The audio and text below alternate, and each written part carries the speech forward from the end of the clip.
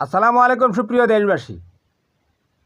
21শে August grenade হামলা থেকে বিএনপির তারেক রহমান সহ সবাই বেকসুর খালাস পেয়েছে।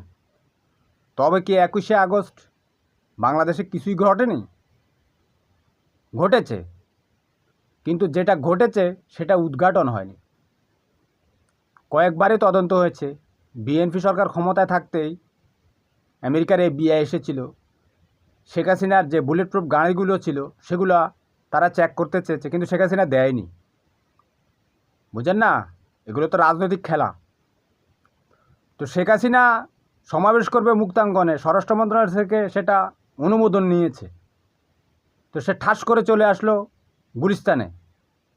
গুলিস্তানে কি রাসেল স্কোয়ার না বঙ্গবন্ধু স্কোয়ার, ওইখানে সমাবেশ করবে, তাই না? এখন শেখ হাসিনা তো বাংলাদেশের এলিট, সে এর আগে বাংলাদেশের প্রধানমন্ত্রী ছিল। তো তার সমাবেশ এবং তার নিরাপত্তার জন্য সময় দিতে হবে না? ঠাস করে আপনি বললেন, চলে আসলেন, এটা কি ছেলে খেলা? আর শেখ হাসিনা ক্ষমতা থাকতে তো কোটালীপাড়ায় তার সমাবেশে 75 কেজি বোমা পাওয়া গেছিল। চিন্তা করেন কত সুন্দর সুন্দর নাটক। একটা দেশের প্রধানমন্ত্রী যেখানে যায়, এক সপ্তাহ আগেই সেই মাঠের দখল নিয়ে নেয় তার SSF সহ সমস্ত গোয়েন্দা বাহিনী। অথচ শেখ হাসিনা সমাবেশে ওঠার আগে 75 কেজি বোমা পাওয়া যায়। আচ্ছা যাক, সেটা পুরনো কথা। তো শেখ হাসিনা তো এদেশের ছোটোখাটো মানুষ না। তার বাবা, কেউ বলে জাতির পিতা, জাতির আব্বা, কেউ বলে বঙ্গবন্ধু, কেউ বলে 1000 বছরের শ্রেষ্ঠ সন্তান, আরও কত ডিগ্রি।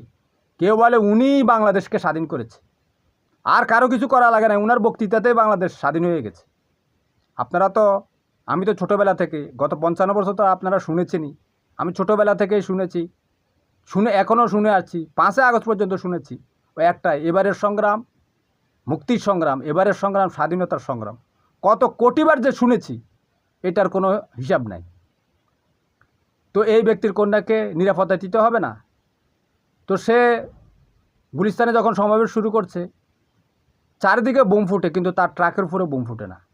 নেতারা সবসময় কর্মীদের সাথে থাকতো। সেদিনকে শেখ হাসিনা সবাইকে ডেকে তার কাছে নিয়ে গেছে, তো তার ট্রাকের উপর বোমা ফুটে না কেন?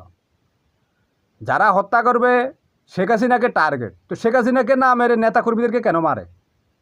শেখ হাসিনা যখন বুলেট প্রুফ গাড়িতে চড়ে যাচ্ছিল, ইলিয়াস হোসেন দেখিয়েছে তার ভিডিওতে, তার পিছনের যে গ্লাস আছে সেখানে কোনো বুলেটের দাগ ছিল না, কিন্তু পরে ঢিল দিয়ে সেখানে দাগ দিয়ে বলেছে শেখ হাসিনাকে নাকি গুলিও করেছে। বুঝেন না?